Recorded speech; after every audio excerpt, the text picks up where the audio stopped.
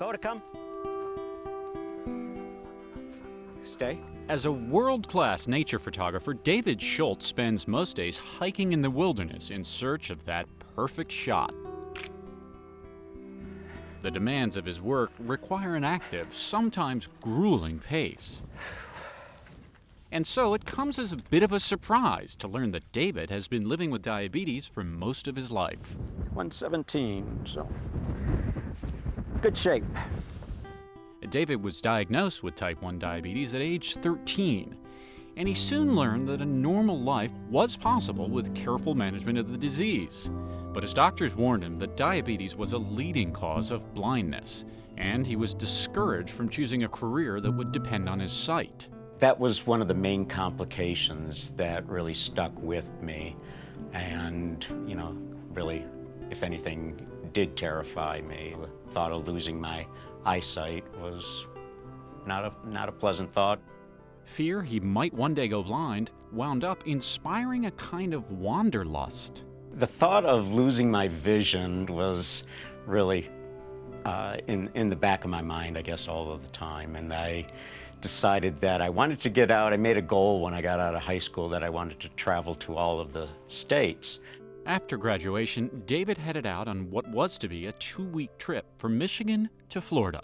Somehow during that trip, I ended up out in Arizona and New Mexico as well, and I was gone for about 2 months.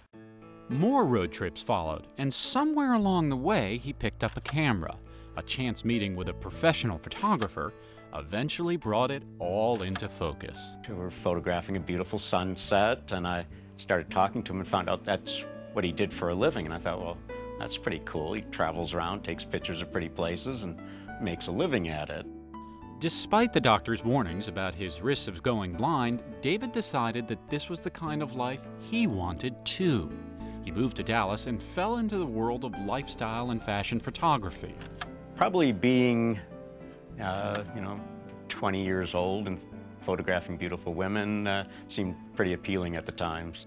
But he soon rediscovered his passion for capturing nature's beauty. I was hired to come out to Utah to photograph some images for one of the local resorts. And after we finished that assignment, we did a little road trip down to southern Utah and was just blown away. These days, David has made a name for himself as an accomplished landscape and wildlife photographer. He runs his own gallery in Park City, Utah, where he sells limited edition prints of his work. One of the keys to his success in capturing such stunning beauty, the patience to wait for just the right moment. When an image comes together, sometimes it's going back to a place over and over again. But all that patience requires a good deal of time spent alone, out in the elements, potentially hazardous for someone living with type 1 diabetes.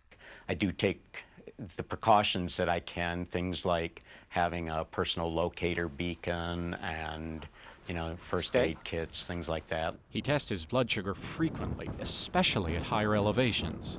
You never know when something will come up, and I tend to keep my blood sugars pretty tight and get out in the outdoors, and it's just, don't like to have it too low. But concerns about his eyesight were not unwarranted. 11 years ago, he developed retinopathy, a progressive eye disease causing the blood vessels in the back of his retina to hemorrhage. Once it happened right before a trip to Antarctica. He was blind in his left eye for the entire 3-week trip. Having that in the back of my mind, the chance of losing my vision, quite often, makes me that much more appreciative of what I've gone and have done with my life and what I've seen. But with the technologies that's there, the laser treatments and other things that can be done to treat retinopathy, I feel a little less threatened. And David appreciates the irony of his own situation, a life path chosen in part because of diabetes. If I hadn't become a diabetic, I never would have become a photographer, and I never would have experienced some of these locations and moments that I have, and I feel extremely fortunate to be able to get to these places and also to spend the time that is necessary to capture the images that I do.